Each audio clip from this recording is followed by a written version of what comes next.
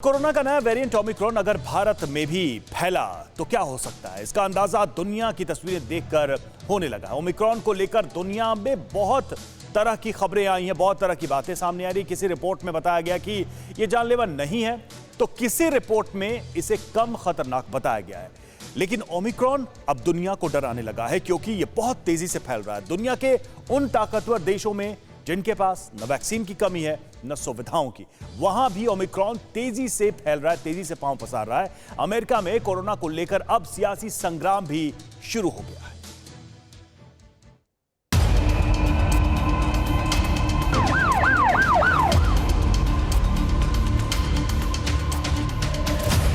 अब नहीं रह गया कंफ्यूजन, कोरोना का नया रूप, बड़ी टेंशन।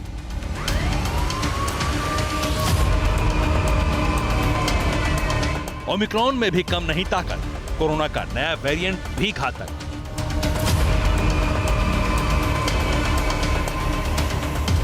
अमेरिका में ओमिक्रॉन से हड़कंप, 24 घंटे में कोरोना केस में डबल जंप।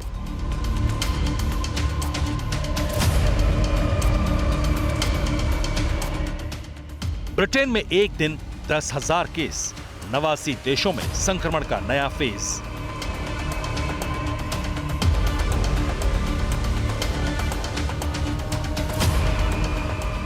कोरोना वायरस के संक्रमण को दिखाने वाला लाल निशान एक बड़े खतरे का सिग्नल दे रहा है। दुनिया के नक्शे पर अमेरिका और यूरोप जैसे देश कोरोना के शिकंजे में फंसे नजर आ रहे हैं। हकीकत जानकर आपके मन में कोरोना के नए वेरिएंट ओमिक्रॉन को लेकर तमाम मौजूद गलतफहमियां दूर हो जाएंगी।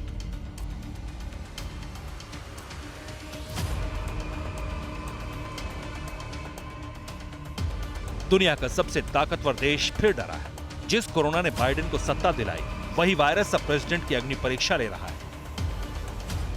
पहले अमेरिका का हाल जान लीजिए। 24 घंटे में मरीजों की संख्या दोगुनी हो गई है। 44 राज्यों में ओमिक्रॉन का संक्रमण कंफर्म हो चुका है।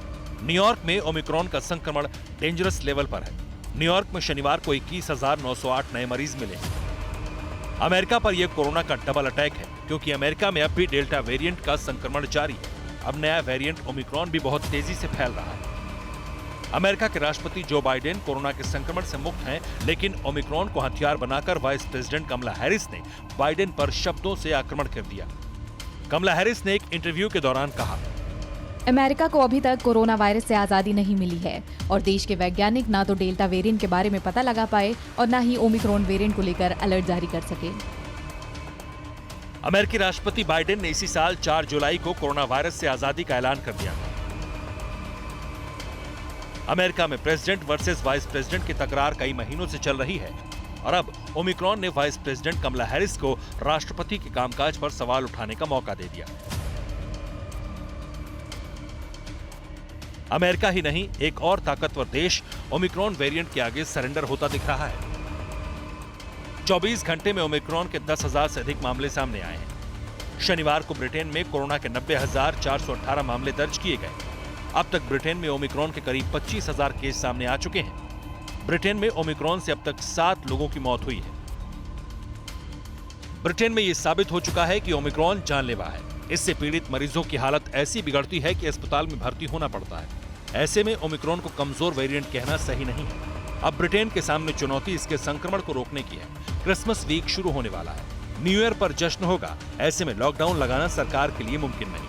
खासतौर से बोरिस जॉनसन लॉकडाउन के पक्ष में नहीं है, लेकिन एक्सपर्ट्स लॉकडाउन की राय दे रहे हैं। एक्सपर्ट्स की चेतावनी बहुत डरावनी है। कहा जा रहा है कि यही हालात रहे तो सर्दियों में ब्रिटेन में ओमिक्रॉन से होने वाली मौतों का आंकड़ा 5,000 तक जा सकता है।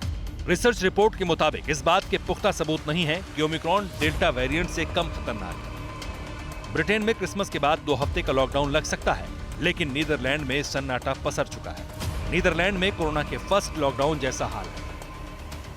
नीदरलैंड में 14 जनवरी तक लॉकडाउन लागू है। स्कूल, कॉलेज, रेस्तरां, गैर जरूरी दुकानें बंद हैं। क्रिसमस और न्यू ईयर पर 2 मेहमान बुलाने की इजाजत है।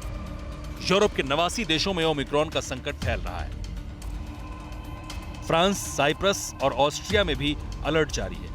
दूसरे देशों से आने वाले लोगों की जांच हो रही है। कई प्रतिबंध लागू हैं। पेरिस में नए साल के मौके पर इस बार आतिशबाजी नहीं होगी।